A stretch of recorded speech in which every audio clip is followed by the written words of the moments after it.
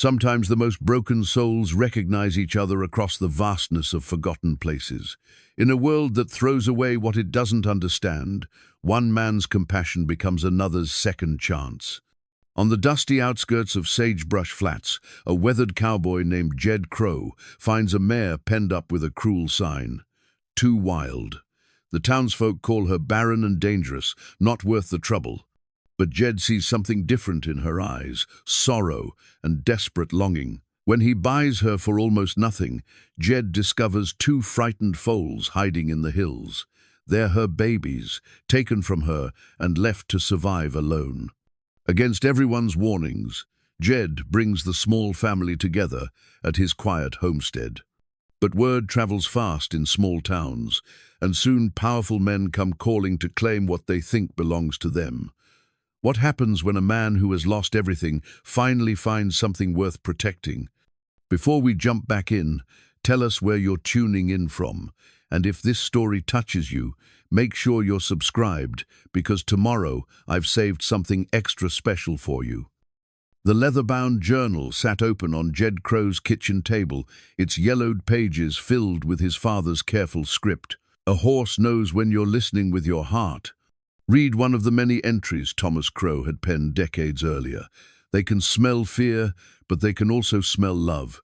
Give them the second, and they'll follow you anywhere. Jed traced the familiar words with a weathered finger, the morning coffee growing cold beside him.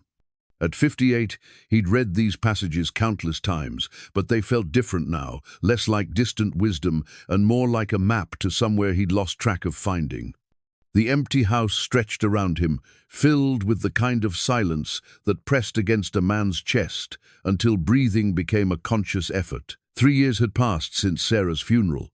3 years of sunrise coffee drunk alone, of conversations held with the ghost of her laughter, of looking across the breakfast table at an empty chair that still held the faint impression of her presence. The modest homestead that had once buzzed with plans for the future talk of expanding the horse training operation, maybe taking in a few rescue animals, now felt more like a monument to abandoned dreams. The truck's engine turned over with its usual reluctant growl as Jed made his weekly trip to Sagebrush Flats for supplies. The 20-mile drive gave him time to think, which was both a blessing and a curse these days. The high desert landscape rolled past his windows in familiar waves of sage and scrub, punctuated by the occasional antelope that would freeze at the sound of his approach before bounding away in graceful arcs. Sagebrush Flats had seen better days. Main Street wore the tired look of a town, slowly emptying itself out, one family at a time. The old movie theater's marquee hung crooked, advertising a picture that had stopped showing 2 months ago. Peterson's Feed and Hardware kept bankers' hours now, instead of staying open until dark like it used to. Even Martha Henley's general store, which had been the heart of the community for as long as anyone could remember, felt smaller somehow, its shelves not quite as full, its customers fewer and more hurried. "Morning, Jed," Martha called from behind the counter as the bell above the door announced his arrival. At 62, she still moved with the efficient grace of someone who'd spent 4 decades making sure her neighbors had what they needed. Her silver hair was pulled back in the same practical bun she'd worn for 20 years, but her eyes held the kind of warmth that made people linger longer than necessary when picking up their mail. "Martha," Jed nodded, grabbing a basket from the stack by the door. The familiar rhythm of shopping flour, coffee, canned goods, the basic necessities of a man living alone, usually soothed him. Today it felt hollow. "How you holding up out there?" Martha's question carried the weight of genuine concern. She'd known Sarah since they were girls, had been one of the few people brave enough to check on Jed regularly in those dark months after the funeral. "Getting by," Jed replied, the standard answer that meant everything and nothing. He paused at the magazine rack, pretending to study the farming journals, while gathering courage for the question that had been nagging at him. "You hear anything about old Ben Cartwright's operation lately?" Martha's expression shifted almost imperceptibly, the kind of change that might go unnoticed by someone who hadn't known her for 30 years. "Why do you ask?" Drove past his place yesterday, saw something that didn't sit right with me.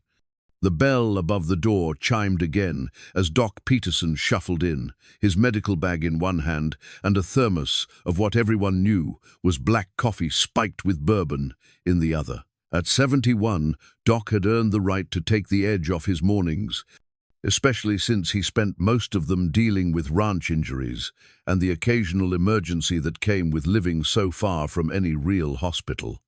Jed, Martha, Doc nodded, his keen eyes taking in their expressions. You two look like you're discussing something weightier than the weather. Jed was asking about Cartwright's place, Martha said carefully. Doc's jaw tightened. That son of a... He caught himself, glancing apologetically at Martha. That man's been pushing boundaries for months now. Sheriff Morrison won't touch him, too much influence with the county commissioners. What'd you see? Jed hesitated. He'd learned long ago that in small towns, words traveled faster than wildfire and could be just as destructive. But the image from yesterday wouldn't leave him alone. A beautiful bay mare penned up in a makeshift corral, barely large enough for her to turn around. A crude wooden sign nailed to the fence post that read, "Too Wild," in harsh red letters. Mare, Jed said simply, penned up tight. Looked like she hadn't been fed proper in days. Doc and Martha exchanged glances. Cartwright's been claiming he's got problem horses, Doc said slowly. Says they're dangerous, unpredictable. Been trying to sell them off cheap or... He stopped himself. Or what? Jed pressed. Or have them put down, Martha finished quietly. Claims it's a public service, getting rid of horses that might hurt someone. The coffee in Jed's stomach turned sour. He thought of his father's journal, of all those patient entries about understanding horses, about seeing past their fear to the heart of who they were. Thomas Crowe had never met a horse he couldn't gentle, not because he was stronger or smarter than other men, but because he listened with something deeper than his ears. This mare, Jed said. She didn't look wild. She looked, he struggled for the right word, broken. Doc nodded grimly. That's Cartwright's specialty. Break their spirit first, then claim they're dangerous. Makes it easier to justify whatever he does next. The three stood in uncomfortable silence, each lost in their own thoughts. Outside, the wind picked up, sending a tumble of dust devils dancing down Main Street. The town felt fragile in moments like this, as if one strong gust might blow away what little remained of the community they'd all grown up in. You thinking of doing something about it? Martha asked, her voice barely above a whisper. Jed looked down at his hands, scarred from years of ranch work, steady despite his age, capable of gentleness when it mattered. Sarah used to tease him about those hands, how they could mend a broken fence in the morning and stroke her hair with infinite tenderness at night. She'd believed in his capacity for kindness, even when he'd forgotten it himself. Maybe, he said. Doc reached into his jacket and pulled out a business card that had seen better days. If you do decide to help that mare, you call me, day or night. Some things are worth the risk. Martha rang up Jed's supplies with hands that trembled slightly. As she bagged his groceries, she slipped in an extra can of coffee and a package of sugar cubes, the kind horses loved. When Jed raised an eyebrow, she just smiled. Sometimes we all need a little extra sweetness in our lives, she said. The drive home took longer than usual. Jed found himself slowing as he approached the rutted dirt road that led to Cartwright's property. The mare was still there, standing motionless in her tiny pen. Even from a distance, he could see the dejected slope of her neck, the way she held herself apart from hope. The wooden sign seemed to mock him as he finally drove past. Too wild, as if wildness was something to be ashamed of, something to be crushed rather than understood. As if the desire for freedom were a character flaw instead of the most natural thing in the world. That evening, Jed sat on his front porch with his father's journal open across his knees. The sun was setting over the mountains, painting the sky in shades of orange and pink that Sarah had always called God's way of saying goodnight. He turned to a page he'd marked years ago, back when they'd first talked about rescuing horses that others had given up on. Every horse has a story, Thomas Crowe had written. Most of the time, It's a story about people who gave up too soon.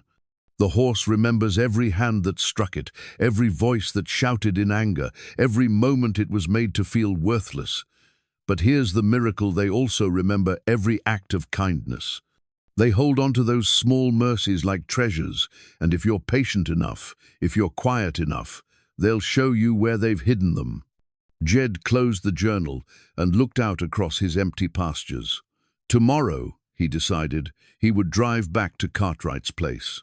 Not to cause trouble, not to make demands, but to see if maybe, just maybe, there was a story worth saving behind that cruel sign. Sarah would have done it without hesitation. The least he could do was honor her memory by trying to find the courage she'd always seen in him. The chain around Jed's neck felt heavier than usual as he parked his truck at the edge of Cartwright's property the next morning. Sarah's wedding ring, which he'd worn close to his heart since the day he buried her, seemed to pulse with each heartbeat, a gentle reminder of the woman who'd taught him that love meant standing up for those who couldn't stand up for themselves. The mare looked worse in daylight. Her ribs showed clearly beneath a coat that should have gleamed with health, and her water trough was bone dry, despite the morning heat, already building toward what promised to be a scorching day. The two wild signs swayed in the breeze, its red letters faded but still cruel in their judgment. Ben Cartwright emerged from the shadows of his barn like a man who'd been waiting for an excuse to cause trouble. At 55, he carried himself with the swagger of someone who'd learned early that money could substitute for most virtues. His belt buckle caught the sunlight, sterling silver and big as a dinner plate, the kind of ostentatious display that announced its owner's insecurity to anyone paying attention. "You lost, Crowe." Cartwright's voice carried the lazy menace of a man who'd never learned to fear consequences. "Saw your sign yesterday," Jed replied, keeping his tone neutral. "Wondered what you're asking for the mare." Cartwright's laugh was ugly. "That piece of worthless horseflesh? She's barren, mean as a rattlesnake, and dumber than a post. Been trying to get rid of her for months." Jed studied the mare more carefully. She stood in the farthest corner of her pen, as far from the two men as the cramped space would allow. But her ears were forward, alert, and her eyes, those deep brown eyes that seemed to hold a lifetime of disappointment, tracked every movement with intelligence. "She looks sound enough," Jed said. "Looks can fool you. Trust me, I've tried everything with her. She won't breed, won't work, won't even let you get close without trying to take your head off. I'm about ready to put her out of everyone's misery." The casual cruelty in those words made Jed's jaw tighten. Sarah's ring seemed to grow warm against his chest, and he could almost hear her voice in his ear. "Some creatures just need someone to see past their fear to who they really are." "What are you asking?" Jed repeated. Cartwright studied him with eyes that missed nothing. "You serious? Because I'm telling you, this mare ain't worth the powder to blow her to hell. She's got nothing but meanness left in her. Let me be the judge of that." For a long moment, the two men faced each other across 20 feet of dusty ground. The mare watched them both, her body tense with the kind of alertness that spoke of too many bad experiences with raised voices and sudden movements. 200, Cartwright said finally, "and that's highway robbery for a horse that ain't good for nothing but dog food." Jed pulled out his wallet without another word. The bills were crisp money he'd been saving for repairs to the barn roof that could wait another season. As he counted out the 20s, he caught the mare watching him, with what looked almost like hope flickering in her dark eyes. "You're making a mistake," Cartwright said as he pocketed the cash. "Don't come crying to me when she puts you in the hospital. Or worse. I'll need a bill of sale." "Sure thing." Cartwright disappeared into his office and returned with a handwritten receipt that looked like it had been prepared in advance. The mare's name was listed as Bay Mare, approx. 8 years, no breeding record. No mention of her bloodline, her training, or anything else that might hint at her true value. Loading the mare proved to be a challenge that said more about her past treatment than any document could have. She balked at the trailer ramp, eyes rolling white with terror at the sight of the enclosed space. Jed spent the better part of an hour just standing near the trailer, letting her get used to his presence, talking to her in the low, steady voice his father had taught him to use with frightened animals. "Easy, girl," he murmured. "I know you've got no reason to trust me yet, but I'm not like the others. We're going somewhere better. I promise you that." When she finally stepped into the trailer, it was with the resignation of someone who'd learned that fighting only made things worse. The sound of her hooves on the metal floor was hollow, defeated. Jed secured the lead rope with hands that trembled slightly, not from age, but from anger at what he saw in her broken posture. The drive back to his place was slow and careful. Every few minutes, he checked the rearview mirror, watching for signs of distress from his passenger. The mare stood perfectly still, as if moving might draw unwanted attention to herself. It was the behavior of an animal who'd learned that invisibility was survival. At his homestead, Jed backed the trailer up to the gate of his largest pasture, 20 acres of good grass, with a creek running through the middle and shade trees scattered throughout. It was the kind of space Sarah had always dreamed of filling with rescued horses, though they'd never gotten around to making that dream real. The mare hesitated at the trailer's edge, as if paradise might be another kind of trap. Jed unhooked the lead rope and stepped back, giving her room to make her own choice. For several heartbeats, they faced each other, the broken horse and the grieving man, both carrying scars that wouldn't show on any veterinary examination. Then she stepped down. The grass beneath her hooves seemed to surprise her. She lowered her head tentatively, as if expecting to be yanked away from the simple pleasure of fresh grazing. When no harsh voice or heavy hand intervened, she took another step, then another, until she was 20 feet from the trailer and moving with something that wasn't quite freedom but was getting closer to it. Jed watched her explore her new home with a mixture of satisfaction and sorrow. The satisfaction came from seeing her begin to relax, her head coming up as she tested the wind and found no immediate threats. The sorrow came from recognizing the depth of damage that had been done to her, the way she started at every sound, the careful way she positioned herself so she could see all approaches, the defeated slope of her shoulders that spoke of expectations repeatedly crushed. That evening, he sat on his porch with a cup of coffee and his father's journal, watching the mare graze in the distance. She'd found a spot near the creek where she could drink without exposing her back to potential danger, and she'd positioned herself so that the slightest movement from the house would send her to the far end of the pasture. "Patience," Jed read from one of his father's entries. "That's the first gift you give a horse that's been hurt. Not medicine, not food, not even love. Just patience. Time to remember that the world doesn't always mean harm." As the sun set, painting the mountains in shades of gold and purple, Jed found himself talking to Sarah for the first time in months. Not the desperate, one-sided conversations he'd held in the dark hours after her death, but the kind of sharing they used to do at the end of each day. "I think she's got babies somewhere," he told the empty chair beside him. "The way she keeps looking toward the hills, like she's lost something precious. Cartwright said she was barren, but that man's got more lies than the devil himself." The mare lifted her head at the sound of his voice, ears pricked in his direction. For just a moment, their eyes met across the distance of the pasture. Then she went back to grazing, but she didn't move away. It was the smallest of victories, but Jed felt something stir in his chest that he hadn't experienced in 3 long years. Hope, maybe, or purpose. Or simply the recognition that sometimes saving someone else was the only way to save yourself. The wedding ring lay warm against his heart as he finally went inside, and for the first time since Sarah's death, Jed Crowe went to sleep, planning for tomorrow, instead of mourning yesterday. In the tack room of his barn, tucked away in a wooden chest that hadn't been opened in years, Jed found what he was looking for. 2 small halters, sized for foals, lay wrapped in an old horse blanket, alongside a collection of other equipment he and Sarah had bought, in hopeful anticipation of the horses they'd planned to raise together.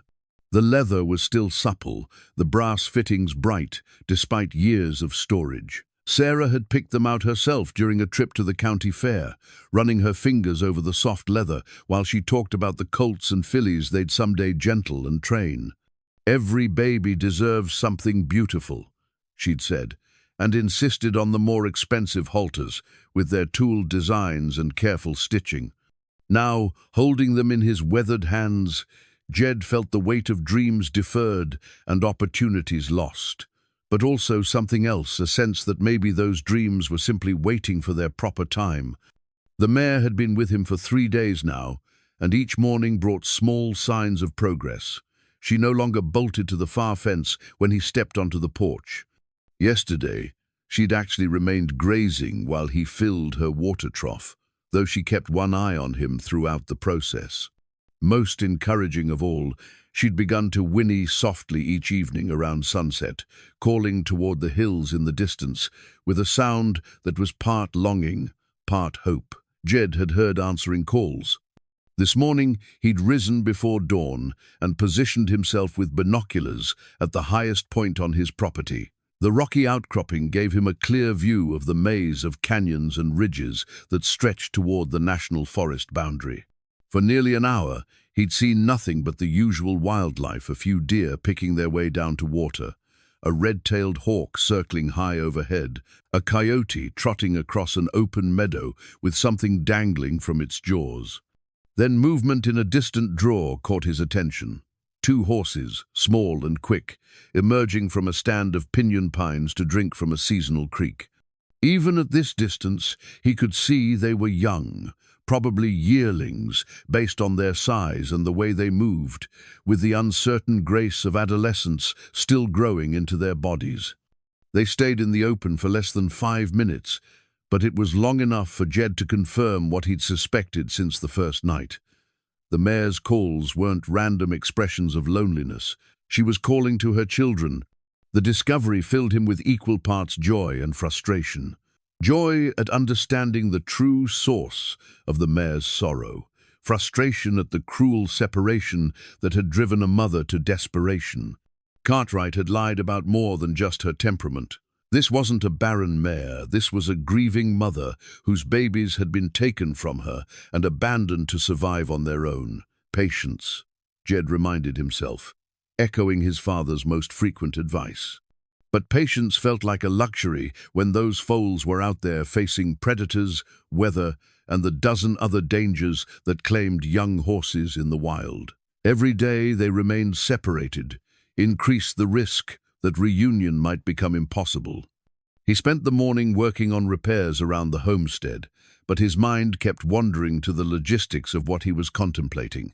Capturing 2 wild-raised foals would require more than good intentions. It would need careful planning, the right equipment, and probably help from someone with more experience than he had with truly feral horses. The sound of an approaching vehicle interrupted his thoughts. A cloud of dust announced the arrival of Ben Cartwright's black pickup truck, its oversized tires and chrome exhaust stacks, making it look more like a statement of aggression than a working vehicle. Cartwright climbed out with the deliberate slowness of a man who wanted his presence to be felt before his words were heard. 2 men accompanied him, hired hands by the look of them, the kind who were paid more for their willingness to follow orders without asking questions than for their skill with livestock. "Afternoon, Crowe," Cartwright called, his tone carrying a false friendliness that didn't reach his eyes. "Thought I'd stop by and see how you're getting along with that mare." Jed set down his hammer and faced the 3 men.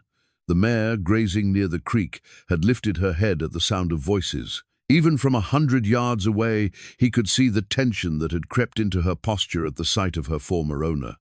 "She's settling in fine," Jed replied carefully. "Glad to hear it. Real glad." Cartwright's smile was all teeth and no warmth. "I was talking to some folks in town yesterday, and your name came up. Seems there's been some concern about horses running loose in the forest land up behind your property." "That's so. Federal land, you understand. Can't have private livestock wandering around where they don't belong. Environmental impact and all that. I've volunteered to help round up any strays we might find." The threat wasn't subtle, but it didn't need to be. Cartwright was serving notice that he knew about the foals and that he intended to reclaim them legally or otherwise. "Appreciate your civic spirit," Jed said, "though I imagine the Forest Service is capable of handling their own business." One of Cartwright's men, a scarred, lean individual who looked like he'd been on the wrong end of too many bar fights, spat tobacco juice into the dust near Jed's boots. It was a small insult, but calculated to provoke a reaction. Jed didn't give him the satisfaction. "Thing is," Cartwright continued, "some of those horses might have belonged to folks around here before they got loose. Property has a way of finding its way back to its rightful owners, if you know what I mean." "I'm sure it does." The mare had begun pacing along the fence line, her distress evident in every line of her body. She remembered these men, remembered what their presence meant. Her soft whinnying carried clearly across the pasture, not the evening calls to her distant foals, but the sharp, anxious sounds of a mother in fear for her young. "Well," Cartwright said, tipping his hat with mock courtesy, "we'll let you get back to your business. Just wanted to make sure we understood each other." "Crystal clear," Jed replied. As the truck pulled away, leaving another cloud of dust hanging in the still air, Jed walked toward the pasture fence. The mare approached as closely as she dared, still 20 feet away, but closer than she'd ever come when he was standing upright. Her dark eyes held a mixture of gratitude and desperate pleading that cut him to the bone. "I know, girl," he said softly. "I know what he took from you. And I promise you this, we're going to get them back." That evening, Jed called Doc Peterson from his kitchen phone. The conversation was brief and careful, the kind of coded discussion that happened when both parties understood they might be walking into legally questionable territory. "I might need some veterinary advice in the next few days," Jed said. "What kind of advice?" "The kind that involves young horses that might have been living rough for a while, might need some medical attention when they come home."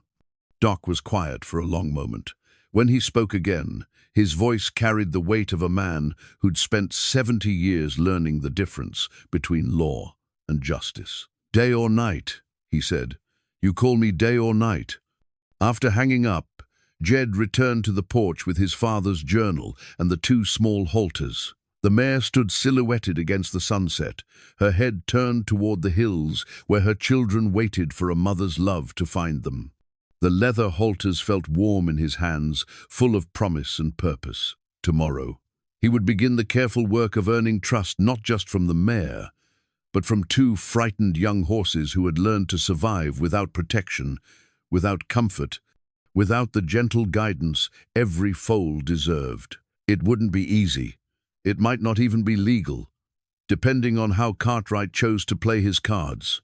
But as Jed sat in the gathering darkness, listening to the mare's evening calls and the faint answering whinnies that drifted down from the distant hills, he knew with absolute certainty that some things were worth whatever risks they demanded.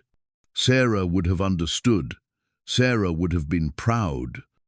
The faded photograph had been tucked inside his father's journal for so long that Jed had forgotten it was there.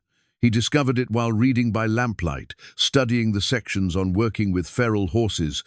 The picture slipped from between the yellowed pages like a message from another lifetime. Sarah smiled back at him from the photograph, her hair golden in the afternoon sunlight, her arm wrapped around his waist as they stood beside the empty pasture they'd planned to fill with rescued horses. He was younger then, his face unmarked by the deep lines that grief had carved around his eyes. They both looked so certain of the future, so confident that their dreams would unfold exactly as they'd imagined. "We'll start with 1 or 2. Sarah had said that day, her voice bright with anticipation. "Horses that nobody else wants, that have been given up on. We'll show them what love looks like again." Now, holding the photograph in hands that trembled slightly, Jed felt the full weight of promises delayed but not forgotten. The mare in his pasture was exactly the kind of horse Sarah had dreamed of saving. And somewhere in those hills, her foals were living the wild, dangerous existence that his wife had wanted so desperately to prevent. The plan formed slowly, carefully, like the solution to a puzzle that required more patience than speed. For 3 days, Jed had been making trips to different vantage points around his property, mapping the foals' movements and identifying their patterns. They were cleverer than horses their age should have needed to be. They avoided the obvious paths, stayed in cover during the brightest parts of the day, and never lingered in open areas longer than necessary.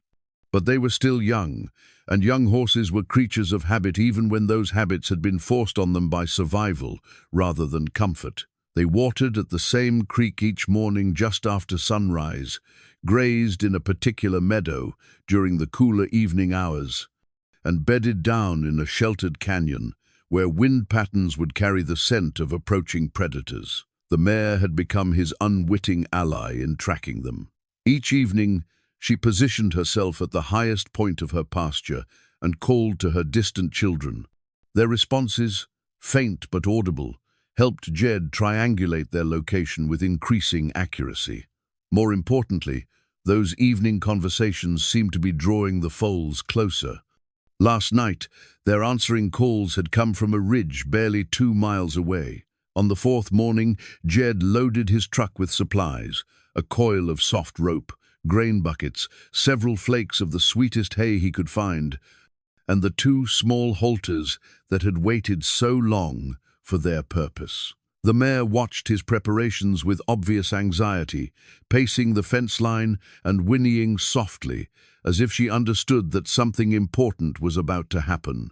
"I'm going to bring them home," Jed told her, surprising himself with the words. He'd gotten into the habit of talking to her over the past week, finding comfort in her listening presence, even if she couldn't respond in kind. "Your babies, I'm going to bring them back to you." The mare's ears swiveled toward his voice, and for just a moment, her pacing stopped. She stood perfectly still, head turned in his direction, as if she was actually listening to the promise he was making. The drive to the edge of the national forest took 20 minutes over increasingly rough terrain. Jed parked his truck in a grove of aspen trees where it would be hidden from casual observation, then shouldered his pack and began the careful hike toward the canyon where the foals had spent the previous night. The morning air was crisp with the promise of autumn, and the high desert landscape spread around him in all its harsh beauty. This was country that had been testing men and animals for centuries, unforgiving terrain that rewarded the cautious and punished the reckless. Jed moved slowly, placing each step with deliberate care, stopping frequently to listen and scan the horizon. He found their tracks first small, unshod hoofprints in the soft earth near the creek. Fresh manure and disturbed grass confirmed that he'd chosen the right location. But the foals themselves remained invisible, hidden somewhere in the maze of rocks and brush that provided perfect camouflage for animals who had learned that visibility meant vulnerability. For 2 hours, Jed waited in the shadow of a large boulder, watching the meadow where the foals came to graze. His patience was finally rewarded when movement caught his eye, a flash of brown and white emerging from a screen of willows along the creek. The first foal was a colt, probably 14 months old, with the sturdy build and intelligent eyes of his mother. His coat was rough from living wild, and he carried several small scars that spoke of close encounters with predators or rough terrain. But he moved with confidence, head high and alert, as he tested the air for danger. The second foal appeared moments later, a filly slightly smaller than her brother, with the delicate features and graceful movement that suggested she would grow into a beautiful mare. She followed the colt's lead but stayed closer to cover, ready to bolt at the first sign of trouble. Jed's heart clenched at the sight of them. They were magnificent despite their rough circumstances, carrying themselves with the proud bearing that marked them as their mother's children. But they were also too thin, too wary, too wise in the ways of survival for horses so young. Moving with painful slowness, Jed began scattering grain in a line that led from the edge of the meadow toward his hiding place. The sweet scent would carry on the morning breeze, and hungry young horses would find it difficult to resist. Then he settled back to wait, knowing that patience was his greatest weapon in the delicate game he was about to play. The colt noticed the grain first, his nostrils flaring as he caught the unfamiliar but appealing scent.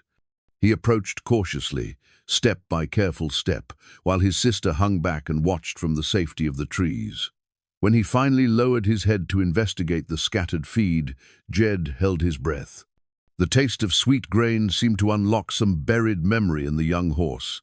He ate eagerly, following the trail Jed had laid, while his sister gradually joined him. They were hungry, hungrier than wild horses should be in country that provided adequate forage. The harsh reality of their situation hit Jed like a physical blow. These weren't horses choosing to live free.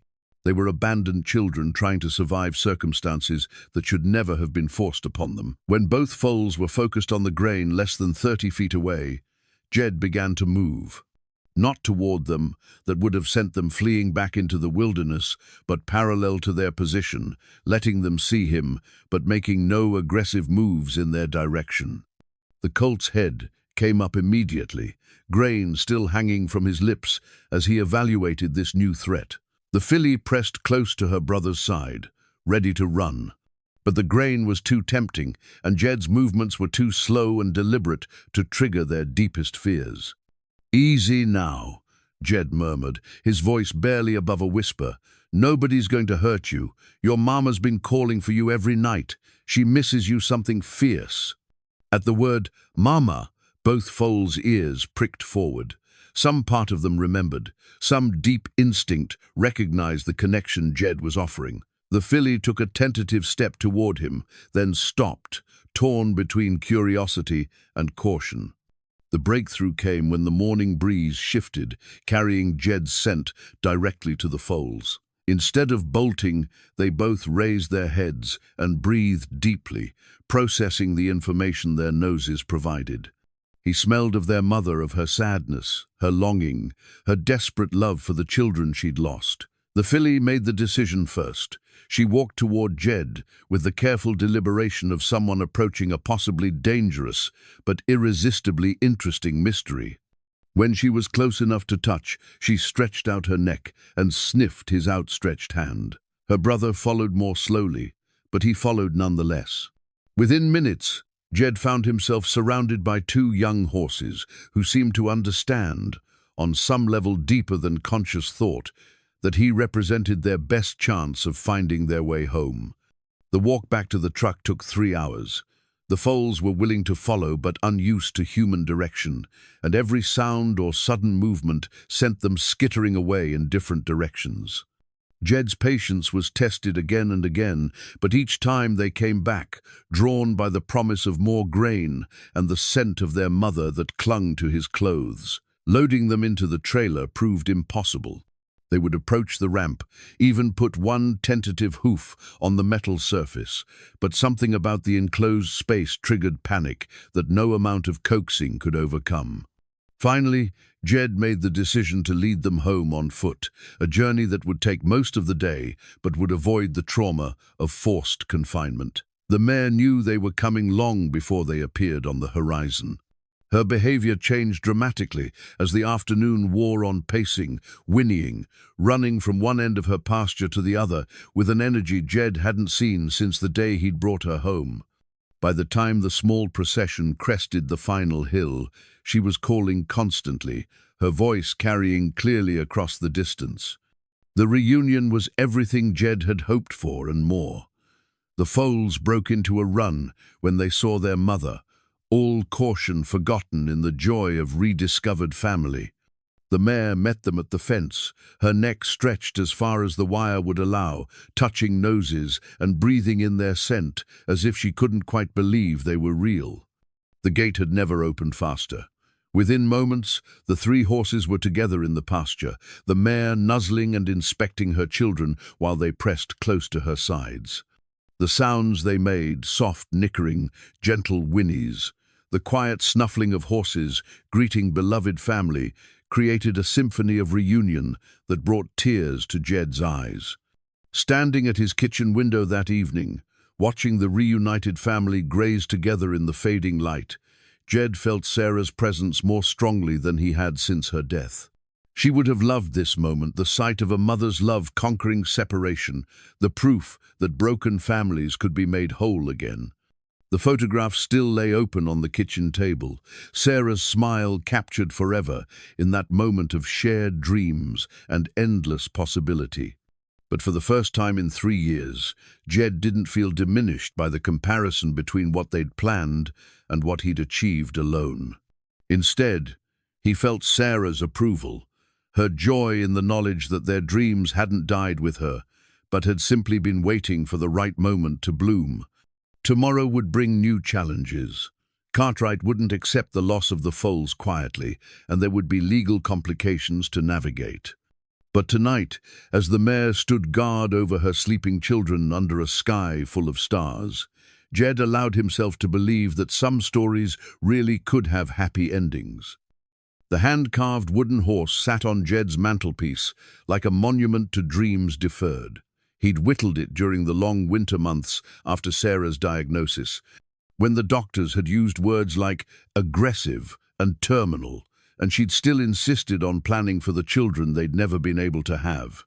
"Every child needs something beautiful to hold on to," she'd said, running her fingers over the smooth wood, "even the ones who only exist in our hearts." Now, watching the mare teach her foals to trust again in the safety of his pasture, Jed understood what Sarah had really been trying to tell him. Love didn't require blood relations or legal documents. Sometimes it just required showing up when someone needed you most.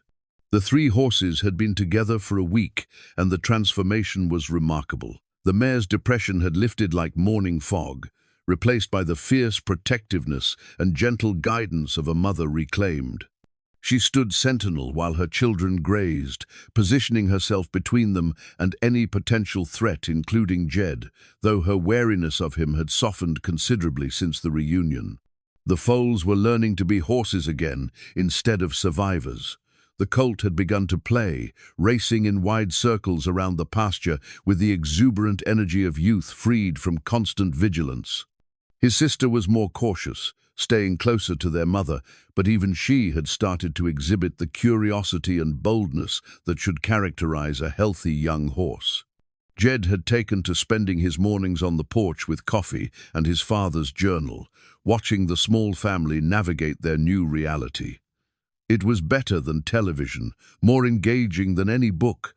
The subtle communications between mare and foals, the gradual establishment of trust and routine, the simple miracle of seeing creatures learn to feel safe again, it filled something in Jed's chest that had been empty for too long. The sound of approaching vehicles shattered the morning peace. Not one truck this time, but 3 Ben Cartwright's black pickup, flanked by 2 official-looking SUVs with government plates. Jed set down his coffee cup with deliberate calm, but his pulse quickened as he recognized the uniforms of the men climbing out of the vehicles. Sheriff Morrison emerged from the lead SUV with the uncomfortable expression of a man being forced to do a job he didn't particularly want to do. At 62, Morrison had served Sagebrush County for nearly 3 decades, and his weather-beaten face bore the lines of someone who'd learned to navigate the treacherous waters between law and politics.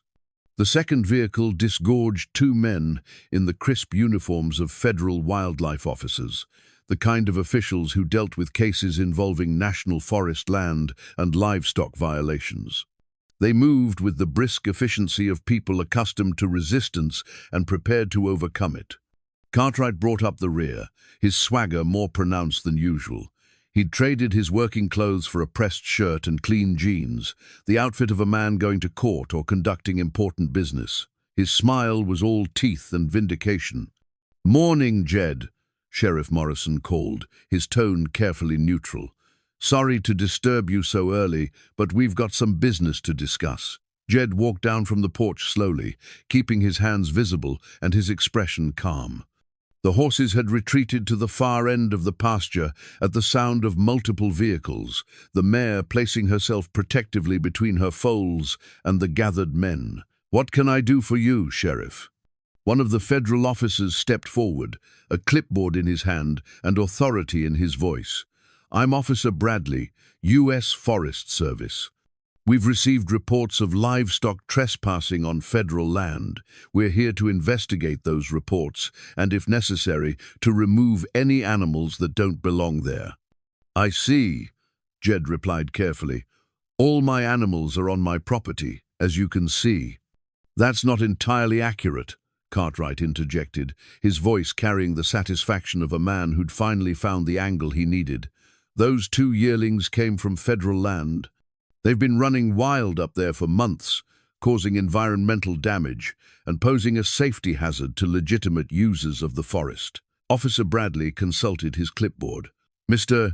Cartwright has filed a complaint alleging that wild horses removed from Forest Service land are now being harbored on private property without proper documentation or permits. The legal trap was elegantly constructed and brutally effective. By rescuing the foals from federal land, Jed had technically committed a crime, even though those same foals had only been on federal land because Cartwright had abandoned them there in the first place. I'd like to see your documentation for those horses, the second federal officer said, gesturing toward the pasture where the 3 animals watched with obvious anxiety.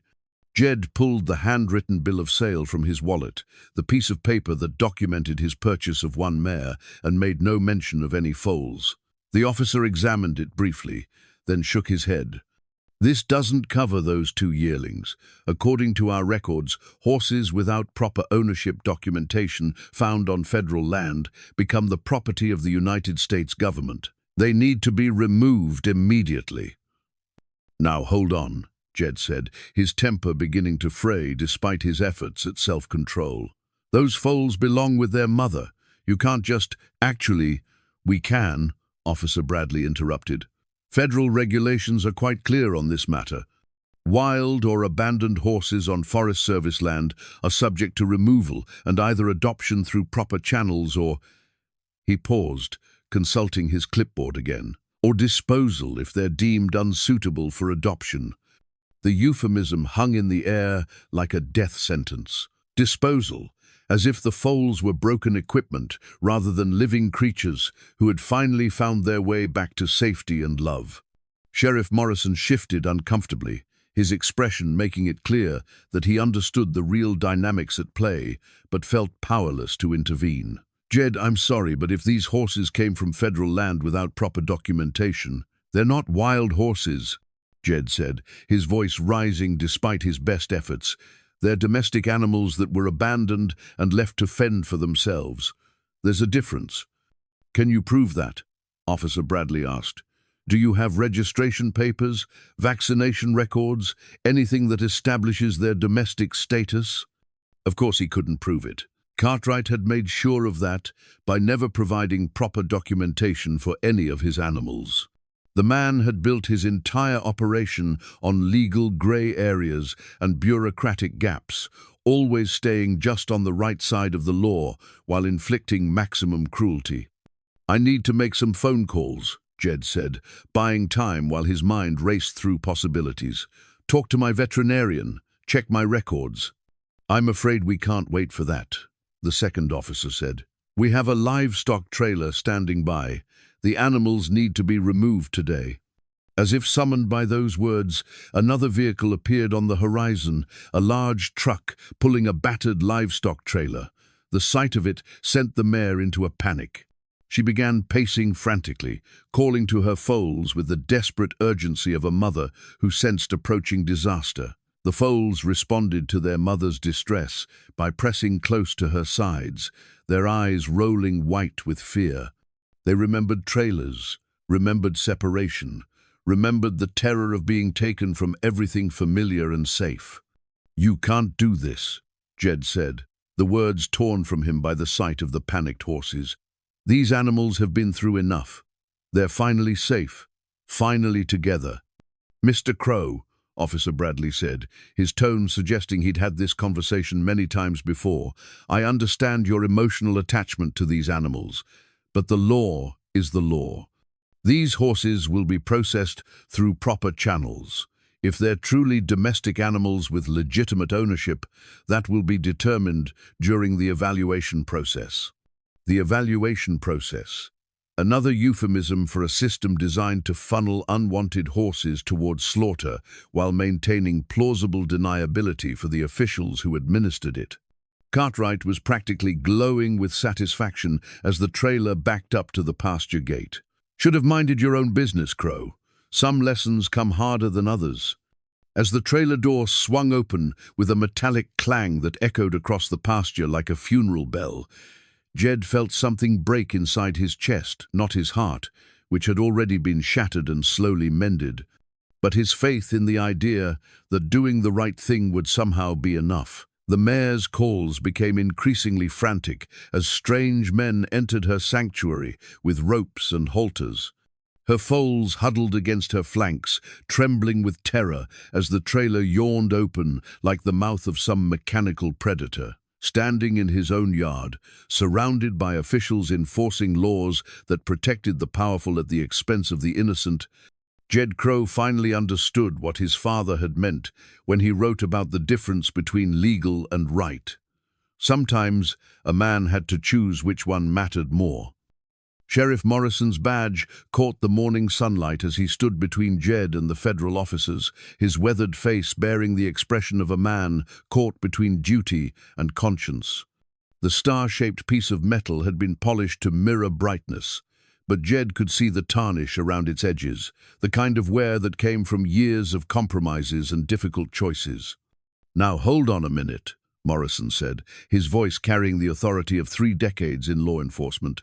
"Before we start loading horses, I need to verify some things. This is still my county, and I've got questions about the chain of custody here."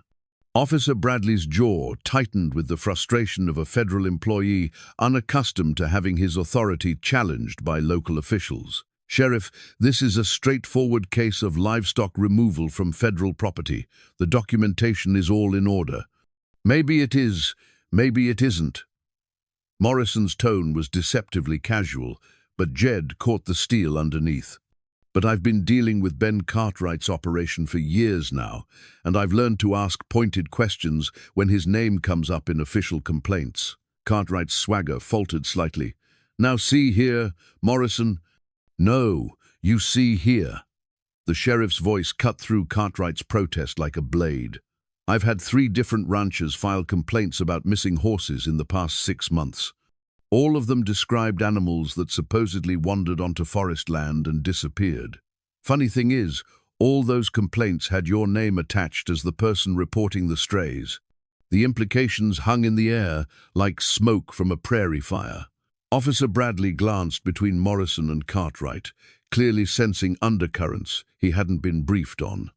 The second federal officer took a step back from the group, his hand moving instinctively toward his radio. "Are you suggesting?" Bradley began. "I'm not suggesting anything yet," Morrison interrupted. "But I am saying that before we start seizing animals from a man's private property, I want to see some proof that those animals didn't belong to him in the first place." Jed felt a spark of hope kindle in his chest. Morrison might be bound by politics and bureaucracy, but he was also a lawman with 30 years of experience reading people and situations. More importantly, he was a neighbor who understood the difference between legal technicalities and justice. "The documentation clearly states," Officer Bradley tried again, "the documentation states that wild horses were found on federal land."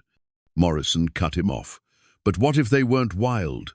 What if they were domestic animals that had been deliberately abandoned there?" Cartwright's face had gone pale beneath his perpetual tan. "That's a serious accusation, Sheriff. I hope you can back it up." "Oh, I can back up quite a bit, Ben. Question is whether you want me to do it here in front of federal officers or whether you'd prefer to have this conversation down at my office." The standoff stretched taut between the 2 men. Years of careful maneuvering and barely concealed antagonism finally coming to a head. Cartwright had always been careful to stay just within legal boundaries, but Morrison's words suggested that those boundaries might not be as secure as he'd believed. "Sheriff," the second federal officer said carefully, "if you have evidence of criminal activity related to this case, we need to know about it. Livestock theft on federal property is a federal crime." Morrison nodded slowly. "I'm aware of that. And I think before we go any further, we need to establish exactly how these horses ended up where they were found." "They're wild horses," Cartwright insisted, but his voice had lost some of its earlier confidence. Been running loose for months. Probably born out there. Funny thing about that, Morrison said, pulling a small notebook from his shirt pocket. I've been keeping track of reports about these particular animals. According to my notes, they were first spotted on forest land, just 3 days after you claimed that mare was barren and worthless. Jed's mind raced as the pieces fell into place. 3 days after he'd bought the mare, after Cartwright had realized he might have made a mistake in selling her so cheaply, the foals had suddenly appeared on federal land as wild horses. It was an elegant scheme. Abandon the foals where they'd become government property, then use official channels to reclaim them while making Jed look like a criminal for trying to reunite them with their mother. That's quite a coincidence. Morrison continued, his tone making it clear he didn't believe in coincidences. Almost like someone wanted those foals to end up where they'd be classified as government property. Officer Bradley was beginning to look uncomfortable with the direction the conversation had taken. Federal officers were trained to deal with clear-cut violations of wildlife regulations, not complex cases involving local politics and potential fraud. Sheriff, he said carefully, do you have evidence to support these allegations? I have statements from 3 ranchers describing missing horses that match the description of animals found on forest land. I have dates and locations that form a suspicious pattern. And I have 30 years of experience dealing with Ben Cartwright's creative interpretations of property law. The mare had been watching the proceedings from across the pasture, her foals pressed close to her sides. As if sensing the shift in momentum, she began walking toward the fence, her steps deliberate and unafraid for the first time since the officials had arrived. Look at her, Jed said, his voice carrying clearly across the tension-filled yard. Look at how she's moving, how she's holding herself. That's not a wild horse. That's a domestic animal who knows she's on her own property with her own family. The mare approached the fence and stood calmly, her dark eyes fixed on the gathering of men. Her foals flanked her, still nervous but drawing confidence from their mother's composure. It was a tableau that spoke more eloquently than any documentation could have a family unit. Bonded and secure, displaying the trust and domestication that came only from proper handling and care. Those aren't wild horses, Morrison said quietly. Wild horses don't approach humans like that. They don't stand calmly near groups of strangers. They sure as hell don't trust their young ones to be exposed and vulnerable. Officer Bradley studied the horses for a long moment, his trained eye taking in details that Cartwright's hasty documentation had failed to address. The mare's hooves, properly trimmed despite her rough treatment. The way the foals responded to her subtle signals. The evidence of human contact in their behavior and condition. Mr. Cartwright, Bradley said slowly, I'm going to need to see your documentation for the original acquisition of these animals. Bills of sale, registration papers, veterinary records, everything you have. I don't have to provide anything to you, Cartwright blustered, but there was desperation creeping into his voice. This is a federal matter. You have your orders.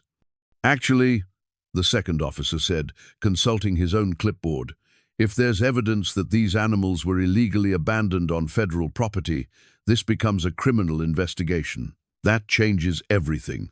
The livestock trailer sat empty and waiting, its metal ramp gleaming in the morning sun like a bridge to nowhere. But the men who had come to use it were no longer focused on loading horses. They were focused on the web of lies and half-truths that was beginning to unravel in the clear light of scrutiny. Morrison stepped closer to Cartwright, his badge catching the light as he moved. Ben, I think you and I need to have a private conversation, right now. As the 2 men walked toward Morrison's vehicle, leaving the federal officers to re-evaluate their mission, Jed felt the first full breath he'd taken since the convoy arrived. The crisis wasn't over. There would still be paperwork, investigations, and legal complications to navigate. But for the first time since this ordeal began, justice seemed like more than just a distant possibility. The mare whinnied softly, and her foals answered with the quiet sounds of young horses comfortable in their own space. Safe, for now, in the pasture that had become their sanctuary. The bill of sale looked innocent enough: yellowed paper, faded ink, the kind of document that changed hands 100 times in the horse business. But as Doc Peterson held it up to the light streaming through Jed's kitchen window, the deception became clear. The paper was old, but the ink wasn't. Someone had taken great care to forge a document that would stand up to casual inspection, but wouldn't survive the kind of scrutiny that Morrison's investigation was certain to bring. "This is interesting," Doc said, adjusting his reading glasses. "Very interesting indeed." The federal officers had left 2 hours earlier, taking their trailer with them, but leaving behind a promise to return once Sheriff Morrison completed his preliminary investigation. Cartwright had departed even more reluctantly, his usual swagger replaced by the tight-lipped anger of a man whose carefully constructed plans were coming apart at the seams. "What did you find?" Jed asked, though he wasn't sure he wanted to know the answer. The morning's revelations had already turned his simple act of compassion into something far more complex and dangerous. Doc set the forged bill of sale on the kitchen table beside 2 other documents he'd produced from his medical bag papers that Jed hadn't known existed until Morrison's questions had prompted the veterinarian to admit he'd been conducting his own quiet investigation. "Your mare isn't just any horse, Jed. She's registered bloodstock. Premium breeding material worth considerably more than the $200 you paid for her." The words hit Jed like a physical blow. He'd known the mare was special. Her intelligence, her conformation, the way she carried herself had all suggested quality breeding. But he'd assumed those qualities had been what made her so attractive to Cartwright in the first place, not that they represented something valuable enough to kill for. "How much more?" he asked.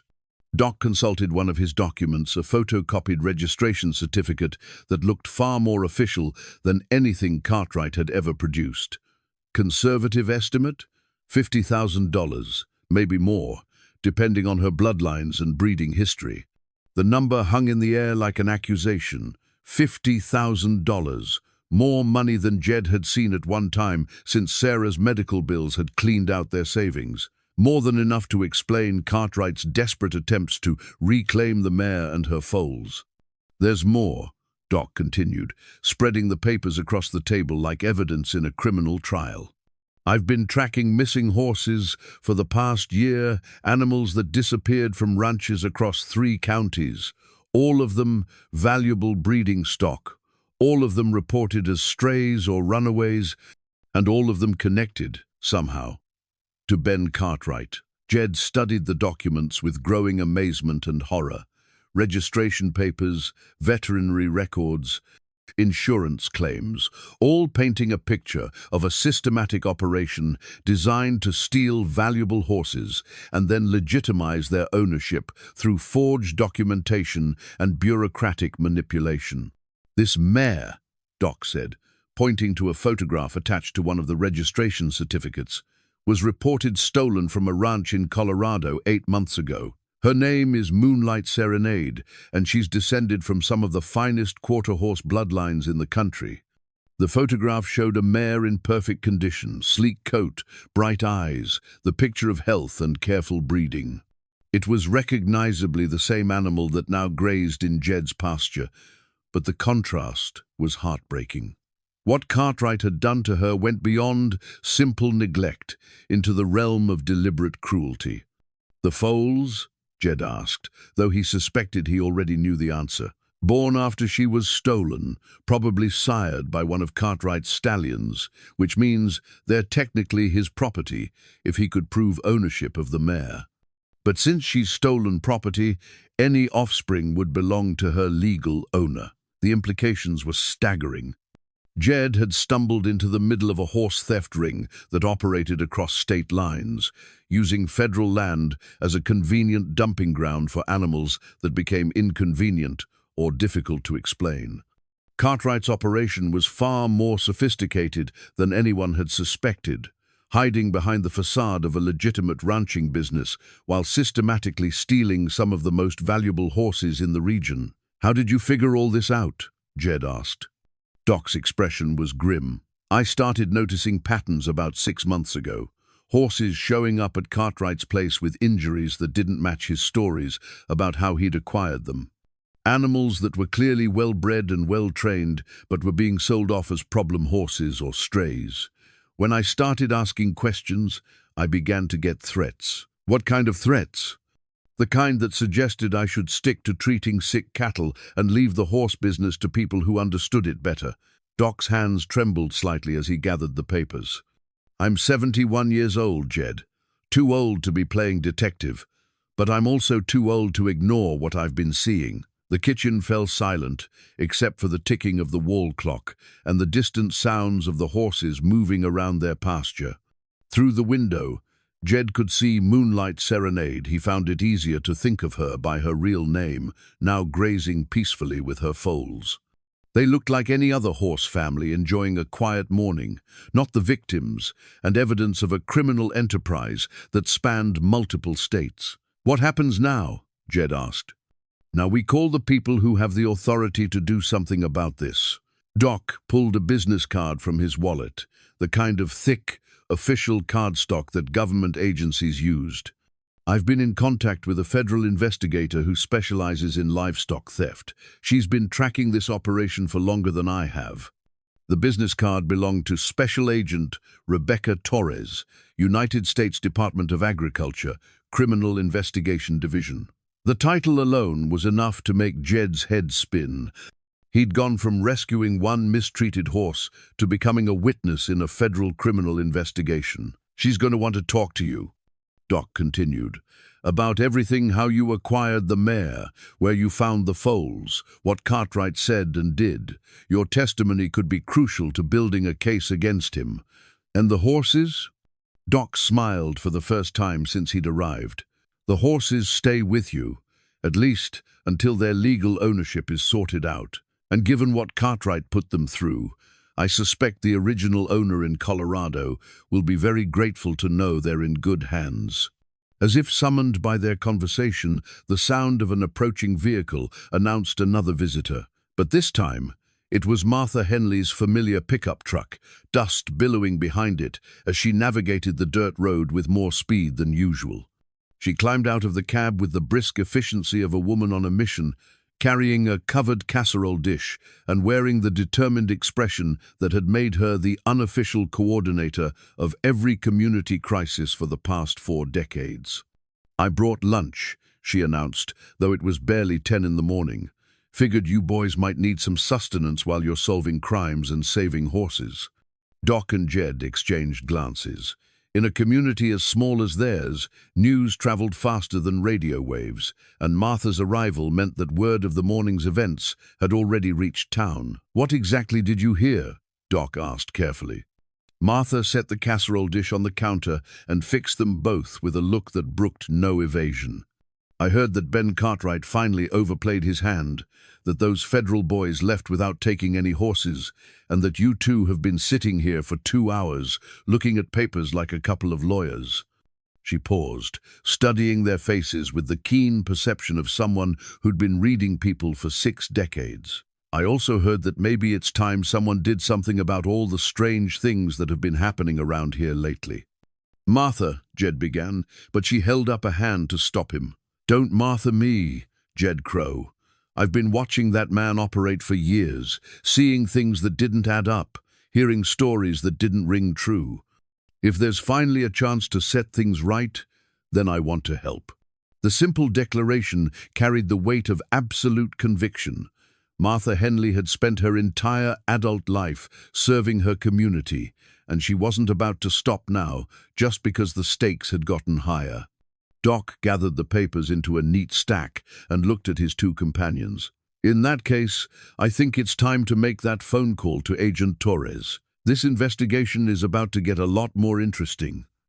Sarah's Bible lay open on the kitchen table, its leather binding worn smooth by years of faithful use. Pressed wildflowers marked passages she'd turned to during the darkest days of her illness. Purple lupine from their first spring together, yellow buttercups from the meadow where he'd proposed, delicate wild roses from the fence line she'd loved so much. In the margins, her careful handwriting offered encouragement that transcended death. Trust in the Lord with all your heart, and lean not on your own understanding.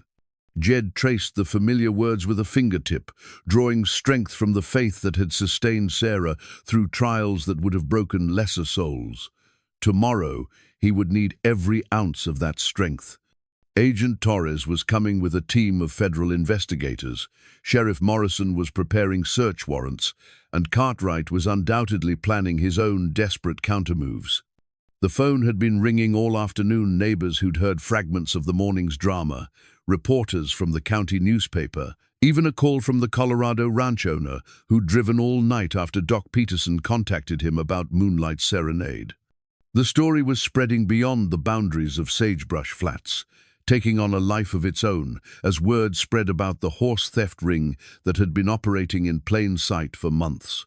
"You sure about this?" Doc asked from his position by the window, where he'd been keeping watch for any sign of unwanted visitors. "Once this gets rolling, there's no stopping it. Cartwright's got resources, connections. He's not going to go down easy." Jed closed the Bible gently, his decision made. "I'm sure. These horses deserve justice. All the horses he's stolen deserve justice." Martha bustled around the kitchen, preparing enough food to feed an army of investigators. She'd insisted on staying to help coordinate what she called the operation, though Jed suspected her real motivation was maternal, making sure he didn't face the coming storm alone. "That mare's been watching the road all day," she observed, glancing toward the pasture where Moonlight Serenade stood alert near the fence. "It's like she knows something important is happening." The mare did seem unusually aware of the activity around the house. Her foals grazed peacefully nearby, but she maintained constant vigilance, her dark eyes tracking every movement, every vehicle that passed on the distant highway. There was something almost regal about her bearing now that they knew her true identity, as if learning her real name had restored some essential part of her dignity. Agent Torres arrived just as the sun was setting, driving an unmarked sedan followed by 2 SUVs full of federal investigators. She was younger than Jed had expected, maybe 40, with the kind of quiet competence that marked career law enforcement officers. Her handshake was firm, her eyes sharp as they took in every detail of the homestead. "Mr. Crowe, thank you for your cooperation. I know this hasn't been easy. Just want to see these horses safe," Jed replied, and Cartwright stopped. Torres nodded, pulling out a digital recorder. "We're going to need your complete statement about everything that's happened from the day you first saw the mare until this morning's confrontation. Every detail could be important." For the next 2 hours, Jed recounted the entire story while Agent Torres and her team took notes, asked clarifying questions, and photographed the horses from every conceivable angle. The mare submitted to the examination with surprising calm, as if she understood that these strangers meant her no harm. "The forensic veterinarian will be here first thing tomorrow," Torres explained as her team packed up their equipment. "We need to document every injury, every sign of mistreatment. It's going to be crucial evidence when this goes to trial." Doc Peterson had been quietly observing the proceedings, occasionally adding details that Jed had forgotten or overlooked. Now he stepped forward with the grim determination of a man who'd been carrying secrets too long. "Agent Torres, there's something else you need to know. Moonlight Serenade isn't the only stolen horse Cartwright's been holding. I've identified at least 6 others over the past year, all valuable breeding stock, all reported missing from ranches across the region." Torres's eyes sharpened. "Where are they now?" "That's what we need to find out. Some were sold quickly after he acquired them. Others," Doc's voice trailed off, leaving the implication hanging in the air like a death sentence. "Others were disposed of when they became too difficult to handle or too recognizable to sell," Torres finished grimly. "We've seen this pattern before. Cartwright's operation is more extensive than we initially suspected." Martha had been listening from the kitchen doorway, her face pale but resolute. "There's more," she said quietly. "Things I've seen and heard over the years that I didn't understand at the time." She described late-night trailer movements, horses arriving and disappearing within days, conversations overheard in the general store about animals that didn't match their supposed histories. Piece by piece, a picture emerged of a criminal enterprise that had been hiding in plain sight, protected by Cartwright's reputation and his connections to local officials. "We'll need written statements from all of you," Torres said. "This is going to be a complex prosecution. Cartwright has lawyers, political connections, and enough money to fight this every step of the way." Sheriff Morrison arrived as the federal team was preparing to leave, his expression grim in the porch light. "Thought you should know, Cartwright's been making calls all evening. Lawyers, bondsmen, people in the county government. Word is he's planning to claim this is all a misunderstanding, that he's the victim of harassment by federal agents." "Let him claim whatever he wants," Torres replied. "We've got enough evidence to hold him while we build the case. The search warrants will be executed at dawn." As the investigators drove away, leaving contrails of dust in the gathering darkness, Jed found himself alone on the porch with Sarah's Bible and the weight of what was coming. Tomorrow would bring the final confrontation, the moment when months of careful investigation would either triumph or collapse under the pressure of legal challenges and political influence. The mare approached the fence, her foals trailing behind her like shadows. In the moonlight, her coat gleamed with health restored and dignity reclaimed. She stood quietly, watching Jed with eyes that seemed to understand the gravity of the moment. "Tomorrow's going to be rough, girl," he said softly, "but we've come too far to quit now." As if in response, she nickered gently, not the desperate calls of separation and longing she'd made during those first dark days, but the quiet sound of a horse at peace with her place in the world. Her foals pressed close to her sides, safe in the knowledge that their mother would protect them from whatever storms might come. Inside the house, Martha was setting up a command post at the kitchen table, maps of Cartwright's property, lists of witnesses, phone numbers for reporters and animal welfare organizations who would need to be contacted when the story broke. Doc Peterson was reviewing his veterinary files, preparing the medical evidence that would document years of systematic abuse. The pieces were in place. The evidence was gathered. The federal agents were ready to move. But as Jed sat in the darkness, listening to the gentle sounds of horses at rest and the distant howl of coyotes in the hills, he couldn't shake the feeling that Cartwright had one more card to play, something desperate and dangerous that would test everyone's resolve before the sun rose again. Sarah's Bible lay open beside him, the pressed flowers marking passages about courage in the face of adversity. "Be strong and courageous." One of her favorite verses read, "Do not be afraid, do not be discouraged, for the Lord your God will be with you wherever you go." Tomorrow, he would need that courage more than ever. The battle for justice was about to begin in earnest, and the stakes could not be higher.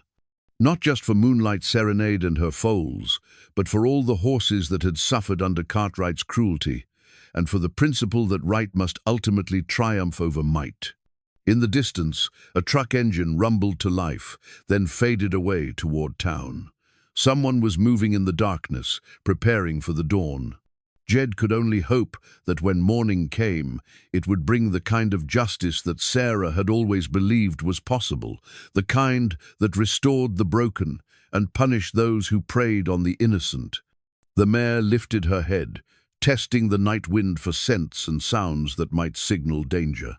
Finding nothing to alarm her, she returned to her quiet grazing, trusting in the sanctuary that Jed had provided and the promise that tomorrow would bring freedom from the shadows that had haunted her for so long. The antique Colt revolver hadn't been fired in 15 years, not since Jed's grandfather had passed and left it to him, along with the homestead and a lifetime's worth of hard-earned wisdom about standing up for what was right. The gun felt heavy in his hands as he checked the cylinder in the pre-dawn darkness, its weight carrying more than just steel and lead. It carried the responsibility of 3 generations of men who had learned that sometimes peace required the willingness to fight. Jed hadn't slept, none of them had. Martha dozed fitfully in Sarah's old rocking chair, while Doc Peterson maintained his vigil by the window, watching for any sign that Cartwright might try to move against them before the federal agents could execute their search warrants. The house felt like a fortress under siege, filled with the electric tension that comes before storms break. At 4:30 a.m., headlights appeared on the highway, not the organized convoy of federal vehicles they'd been expecting, but a single truck moving too fast for the winding dirt road that led to Jed's property. The engine noise grew louder, more aggressive, accompanied by the sound of other vehicles following at distance. "That's not the feds," Doc said grimly, his hand moving to the hunting rifle he'd brought from his truck. Jed stepped onto the porch, the Colt heavy in his belt but hidden beneath his jacket. The approaching truck was Cartwright's black pickup, its chrome exhaust stacks gleaming in the moonlight. Behind it came two more vehicles, a livestock trailer and another truck full of men whose faces were hidden in shadow. Moonlight Serenade sensed the danger before any of the humans did. She began pacing the fence line, calling frantically to her foals, with the desperate urgency of a mother who recognized mortal threat. The young horses responded by pressing close to her sides, their eyes wide with the terror that comes from genetic memory of predators and pursuit. Cartwright's truck skidded to a stop in a cloud of dust and gravel, its door slamming open with violent force. He emerged like a man possessed, his usual calculated demeanor replaced by the wild desperation of someone whose carefully constructed world was collapsing around him. "You son of a bitch!" he shouted, his voice carrying clearly across the pre-dawn stillness. "You think you can destroy me with your lies and federal interference? Those horses belong to me." 5 men climbed out of the following vehicles, hired muscle with the hard faces and quick movements of people accustomed to violence. They spread out in a loose semicircle, cutting off potential escape routes while their boss advanced toward the house with murderous intent. "Ben, you need to calm down and think about what you're doing," Jed called from the porch, his voice steady despite the adrenaline coursing through his veins. "The federal agents will be here any minute. Don't make this worse than it already is." "Worse?" Cartwright laughed, but the sound held no humor, only the brittle edge of a man who had lost everything and had nothing left to lose. "You have no idea how much worse this is going to get. Those horses are coming with me, and if you try to stop me, you'll regret it for the rest of your very short life." The mare's panic was infectious, spreading to her foals and filling the air with the sounds of terrified animals who had already suffered too much. She reared against the fence, her hooves striking the metal posts with ringing blows as she tried desperately to shield her children from the approaching threat. "You hear that?" Cartwright gestured toward the pasture, his eyes bright with something that looked like madness. "She knows who her real master is. She's calling for me to take her home." It was a grotesque misinterpretation of the mare's behavior, born from a mind that could no longer distinguish between fear and love, between submission and respect. Cartwright had lived so long in a world where power justified everything that he'd lost the ability to recognize the difference between loyalty and terror. Martha appeared in the doorway behind Jed, her face pale but determined. "Ben Cartwright, you get off this property right now. You have no right to be here, and those horses aren't yours to take." "Stay out of this, old woman," one of Cartwright's men growled, taking a step toward the porch. "This doesn't concern you. Everything in this community concerns me," Martha replied, her voice carrying the authority of 60 years spent defending her neighbors. "And I'm telling you to leave before someone gets hurt." Doc Peterson moved to join them on the porch, his hunting rifle held at ready but not yet pointed at anyone. The sight of the weapon seemed to galvanize Cartwright's men, several of whom reached for guns of their own. "Now we're getting somewhere," Cartwright said with satisfaction. "You old fools want to play with guns? Let's see how brave you are when the shooting starts." The standoff crystallized into something deadly and irreversible. 6 armed men faced 3 defenders on a remote homestead, where the nearest help was still 20 minutes away. In the pasture, 3 horses huddled together in terror, while their fate hung in the balance of decisions that would be made in the next few minutes. Jed felt time slow to a crawl, each heartbeat stretching into eternity as he calculated odds and possibilities. His grandfather's colt felt alive in his hands, filled with the weight of family history and the terrible necessity of the moment. Sarah's voice whispered in his memory, "Some things are worth fighting for, no matter the cost." "Last chance, Crowe," Cartwright said, his hand resting on the grip of his own weapon. "Give me those horses, or we'll take them over your dead body." In the distance, the faint sound of approaching vehicles carried on the morning air help was coming, but not soon enough to prevent what was about to happen. The moment balanced on a knife's edge, waiting for someone to make the choice that would determine whether this confrontation ended in justice or tragedy. Moonlight Serenade's terrified whinnying filled the air like a prayer for deliverance, while her foals pressed against her flanks and trembled with the knowledge that once again their world was about to be torn apart by human cruelty and greed. The legal documents that Agent Torres clutched in her hands as she emerged from the lead SUV represented more than just evidence. They were proof that truth could triumph over corruption, that patient investigation could unravel even the most carefully constructed web of lies. The federal convoy had arrived with perfect timing, their vehicles surrounding Cartwright's men before anyone could react to the changing dynamics of the confrontation. "Ben Cartwright, you're under arrest for interstate transportation of stolen livestock, conspiracy to commit fraud, and violation of federal wildlife protection statutes," Torres announced, her voice carrying the authority of the United States government. "Put your weapons down and step away from the vehicle." The transformation in Cartwright was instantaneous and complete. The desperate aggression that had driven him to this final, reckless gambit evaporated in the face of federal authority, replaced by the calculating mind of a businessman who understood when a deal had gone bad, beyond any possibility of salvage. His men, however, were slower to grasp the new reality. 3 of them had drawn their weapons before they noticed the federal agents taking position behind vehicles and natural cover, their rifles trained with the precision that came from extensive tactical training. The mathematical impossibility of their situation became clear within seconds. They were outnumbered, outgunned, and surrounded. "Drop your weapons," Agent Torres commanded, her own sidearm now visible and ready. "This is your only warning." The mare's panic began to subside as she sensed the shift in the confrontation's tenor. She stopped her frantic pacing and turned her attention to the new arrivals, her intelligent eyes recognizing something different about these humans, an authority and competence that suggested safety rather than threat. One by one, Cartwright's men lowered their weapons and raised their hands, the fight draining out of them as they realized they'd been caught in the middle of something far larger than a simple dispute over livestock. Sheriff Morrison emerged from one of the federal vehicles, handcuffs ready and a grim smile on his weathered face. "Ben, you just made this whole process a lot easier," Morrison said as he approached the defeated rancher. "Attempted armed robbery, threatening federal witnesses. Conspiracy, we've got enough charges to keep you busy for the next 20 years. Cartwright's surrender was as calculated as everything else he'd done. He offered no resistance as the handcuffs clicked into place, his mind already working on legal strategies and plea bargains.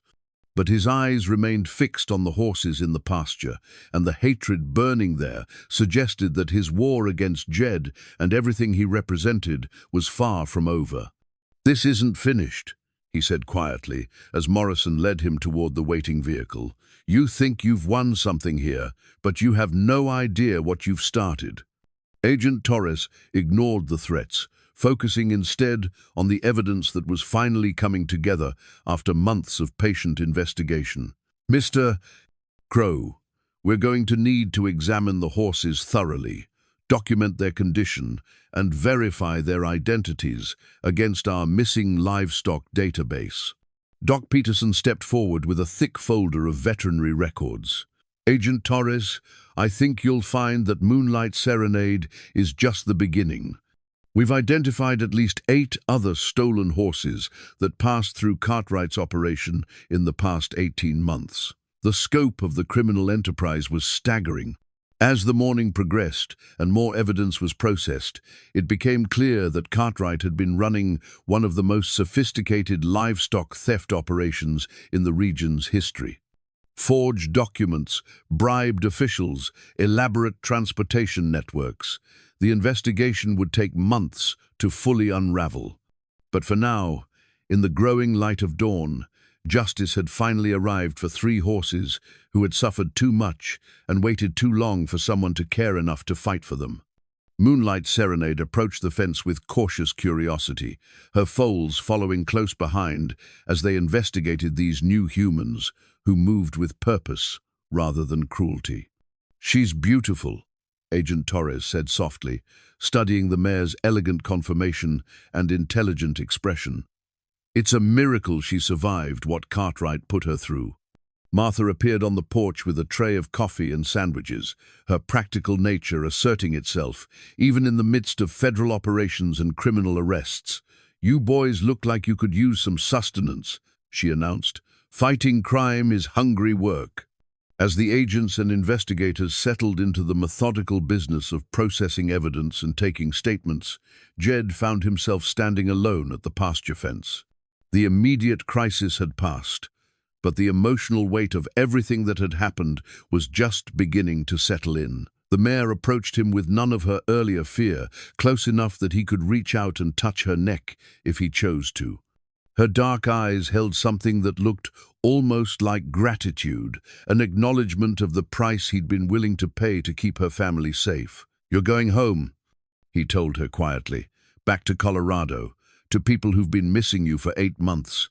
Your foals too, they'll grow up safe, with proper care and all the love they deserve." The words should have brought satisfaction, but instead, Jed felt an unexpected hollow ache in his chest. These horses had given his life purpose and meaning again, had pulled him out of the grief that had threatened to consume him after Sarah's death. Saying goodbye would be harder than he'd anticipated. Agent Torres approached, her official demeanor softened by genuine sympathy. "The original owner in Colorado is driving down today to verify the identification and arrange transportation. She's been hoping for this moment since the day Moonlight Serenade disappeared." "That's good," Jed said, meaning it despite his own complicated feelings. "That's what matters, getting them back where they belong." Torres studied his expression with the perceptiveness of someone trained to read people. "Mr. Crowe, I want you to know that what you did here, standing up to Cartwright, protecting these horses, helping us build this case, it made the difference. Without your courage, this operation would have continued indefinitely." As the sun climbed higher, painting the mountains in shades of gold and purple, Jed felt Sarah's presence more strongly than he had in months.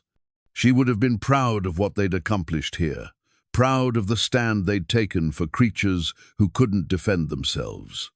The legal documents that had brought down Cartwright's empire were just pieces of paper, but they represented something larger, the idea that justice was possible, that ordinary people could make a difference when they found the courage to act.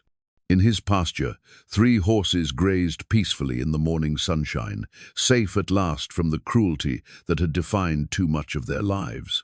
Tomorrow would bring new challenges and difficult goodbyes, but today belonged to the simple miracle of a family reunited and evil finally brought to light. The new wooden sign caught the late afternoon sunlight as Jed hammered the final nail into the fence post, its fresh pine planks bearing the carefully carved words "Wild Horse Haven" in letters that spoke of permanence and purpose. 6 months had passed since the morning when federal agents had surrounded Ben Cartwright and his criminal enterprise collapsed like a house of cards. But the transformation of Jed's homestead was just beginning to reach its full potential. Where once there had been empty pastures stretching toward distant mountains, now 8 rescued horses grazed in contentment, each one a survivor of circumstances that should have destroyed them, each one proof that second chances were possible when someone cared enough to provide them. The operation had grown beyond anything Jed had originally imagined, but Martha insisted that Sarah would have approved of the expansion. She always said this place was meant for more than just the 2 of you.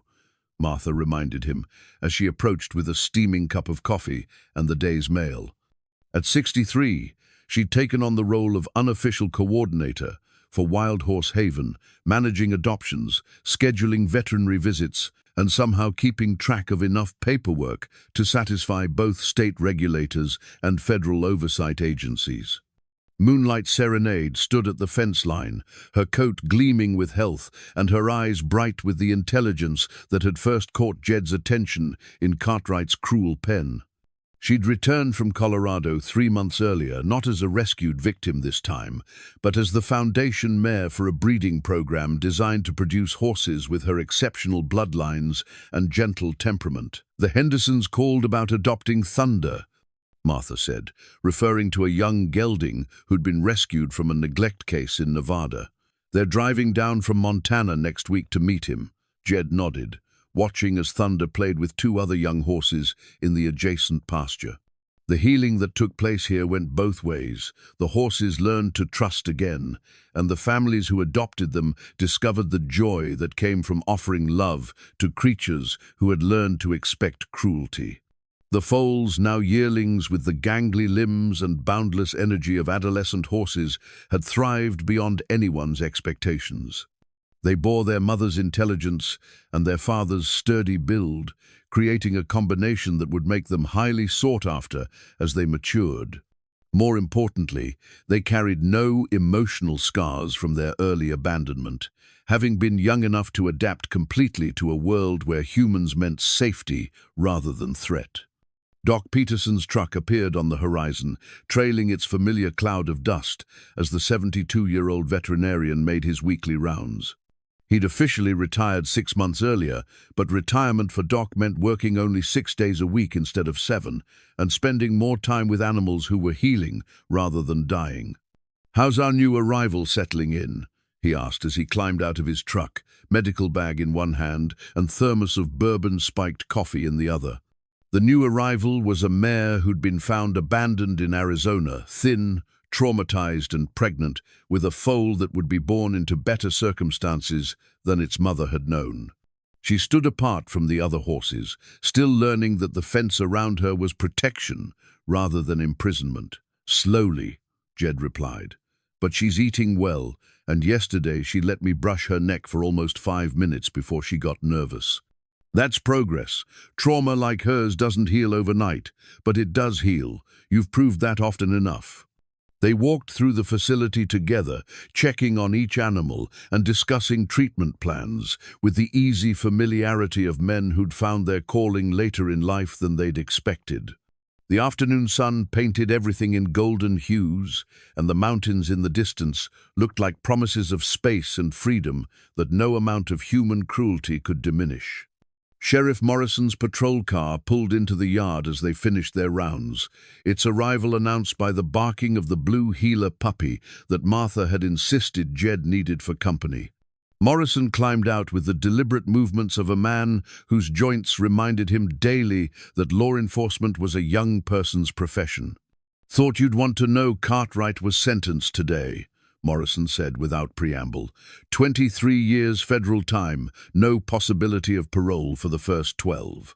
Judge said it was one of the most extensive livestock theft operations he'd ever seen. The news should have brought satisfaction, but Jed found that his anger toward Cartwright had faded over the months. The man had been revealed as small and pathetic, driven by greed and ego to commit crimes that had ultimately destroyed his own life as thoroughly as they damaged his victims. "What about restitution for the owners who lost horses?" Martha asked, ever practical about the business side of justice. "That's going to take years to sort out. His assets are tied up in federal court, and there are claims from victims in 6 different states. But the important thing is that he can't hurt any more animals." As the sun began to set, painting the sky in the shades of orange and pink that had always reminded Jed of Sarah's presence, he found himself standing at the fence where Moonlight Serenade grazed with her newest foal, a perfect filly who carried the promise of generations yet to come. The mare lifted her head and nickered softly, a sound of recognition and contentment that spoke of trust finally restored. The wooden sign creaked gently in the evening breeze, its carved letters catching the last rays of sunlight. Wild Horse Haven had started as 3 words on a piece of pine, but it had become something larger, a symbol of the possibility that broken things could be made whole, that cruelty could be overcome by patience, and that love had the power to heal wounds that seemed too deep for mending. Martha appeared beside him, her presence as comforting as it had been on that first terrible morning when federal agents had surrounded his property, and everything hung in the balance. "Sarah would be proud," she said simply. "I think she'd be amazed," Jed replied. "We've gone from 1 rescued mare to 8 horses and a breeding program. Sometimes I wonder what we'll be in another 6 months. Whatever you're meant to be. That's how these things work. You start with 1 act of kindness and see where it leads."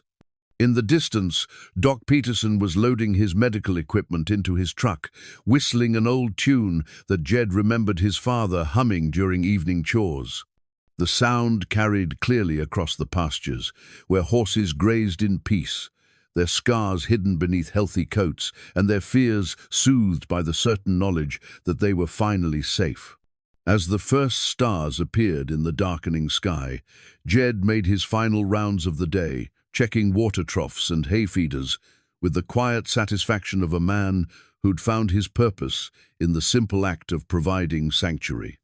Each horse he passed acknowledged his presence with soft sounds of greeting, not the desperate calls of animals in distress, but the contented murmurs of creatures who knew they were home. The old homestead that had once echoed with loneliness now hummed with life and purpose. Sarah's dreams had taken a different form than either of them had imagined, but they had finally bloomed into the reality she'd always believed was possible, a place where the broken could heal, where the abandoned could find family, and where love triumphed over the casual cruelties that marked too much of the world. Tomorrow would bring new challenges, new horses in need of rescue, new families looking for companions who had learned the value of second chances. But tonight, under a sky full of stars and surrounded by the gentle sounds of horses at peace, Jed Crowe finally understood what Sarah had been trying to tell him all along, that some stories don't end with death, but transform into something larger and more beautiful than their original authors ever dared to imagine.